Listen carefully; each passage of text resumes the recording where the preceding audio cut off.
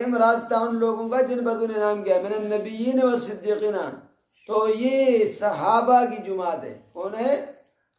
صحابہ کی جماعت ہے. تو یہ سورت بڑی جامع معنی ہے، تو اس وجہ سے اس کو امتیازی حیثیت حاصل ہے.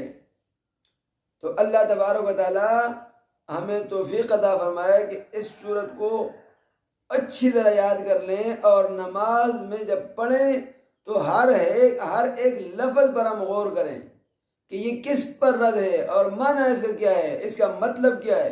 اس کو دل سے ہم دماغ کو حاضر کر کے اس کو پڑھیں تو اللہ تبارک و تعالیٰ اس نماز میں بہت زیادہ اثر پیدا کرے گا، اور اس سے بڑا کچھ اللہ عطا کرے گا.